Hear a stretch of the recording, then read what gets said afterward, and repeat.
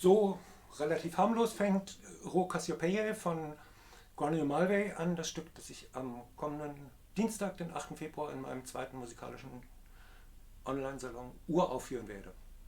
Was man auf dem Bild nicht sehen kann, ist, dass ich hier streiche, also auf dem Saitenhalter, nur zur Vervollständigung.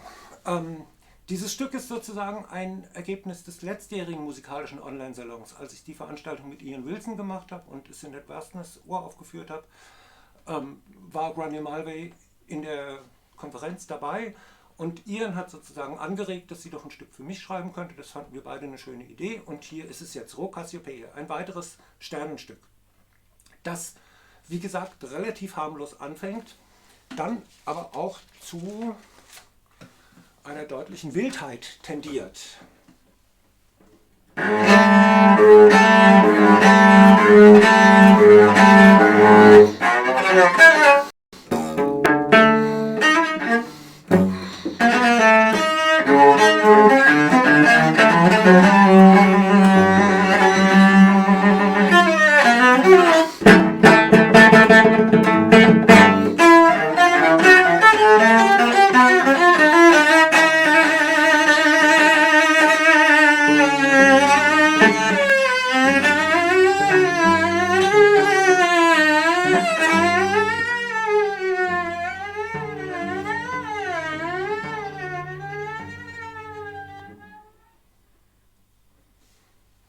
Aber wieder schon zu merken ist, reizt Granny Mulvey das sozusagen nicht aus, sondern es geht voll zur Sache und dann geht es auch gleich wieder zurück.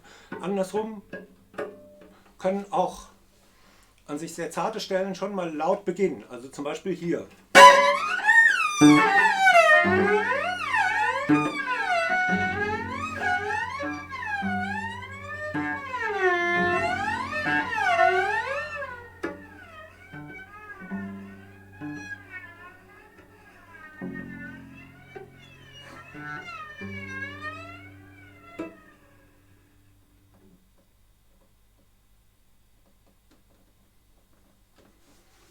Wieso das alles? Da müssen wir ein bisschen zum Stern kommen. Ro Cassiopeia ist einer der schwächeren Sterne im Sternbild Cassiopeia, also dem Himmelsweh.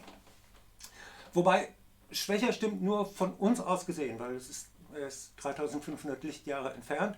In Wirklichkeit ist er mit 40 Sonnenmassen eine relativ große Sonne und einer der hellsten Sterne, die es überhaupt in unserer Galaxie gibt.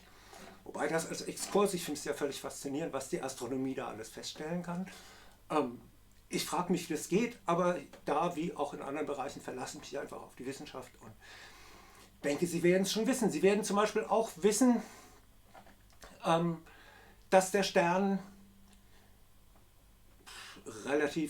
vor relativ kurzer Zeit seine Oberflächentemperatur von 7000 Grad auf 4000 Grad reduziert hat. Und dass er regelmäßig, ungefähr im Abstand von 50 Jahren, einen Großteil seiner Masse verliert. Und das alles macht ihn instabil und damit ist er ein eben 4000 Grad heißer Kandidat dafür, demnächst zu Supernova zu werden. Oder, und das ist spannend, weil er ja so weit weg ist, könnte es sogar sein, dass er mittlerweile schon so als Stern gar nicht mehr existiert, dass wir es nur noch nicht sehen, weil wir eben das alte Licht sehen. Es scheint aber so auf der Kippe zu sein, dass es durchaus eine Möglichkeit ist, dass es ihn jetzt nicht mehr gibt und wir nur noch das Licht sehen oder dass wir vielleicht sogar noch die Gelegenheit kriegen, seine Umwandlung zur Supernova zu erleben.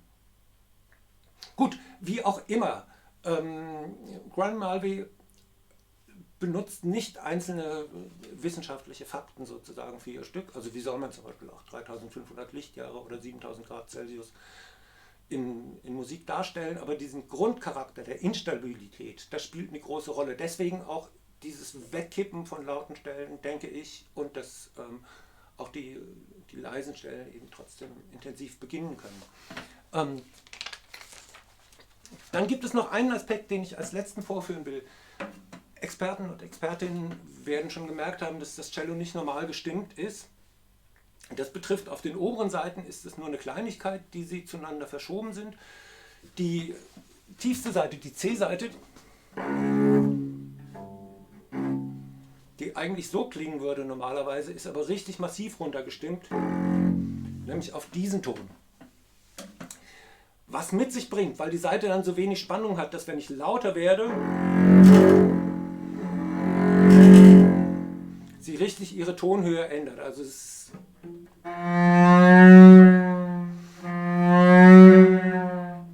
hier sieht man dann richtig, wie ich den Finger ändern muss, um diese Tonhöhe zu erreichen. Das brauche ich da nicht, das geht rein über die Lautstärke. Sowas kommt gelegentlich mal vor und ist total nervig, wenn Komponisten davon ausgehen, man könnte so eine tiefe Seite so behandeln wie eine normale Seite. Das ist hier anders. Granier setzt es gerade ein, dass die Seite so schwankt und dass es so instabil wird. Und ich möchte als letztes noch eine Stelle von kurz vorm Schluss spielen, wo das so richtig eine Rolle spielt.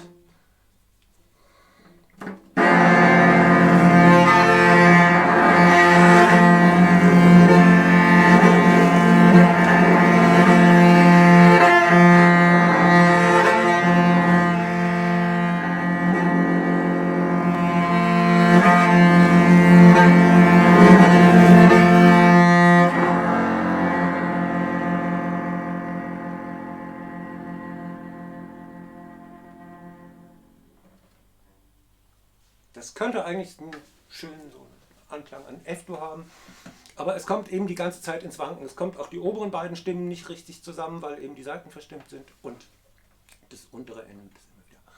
Das war, wie gesagt, kurz vorm Schluss, wie das Stück dann wirklich zu Ende geht, ist am 8. Februar zu hören in meinem musikalischen Online-Salon, wenn ich das Stück uraufführe.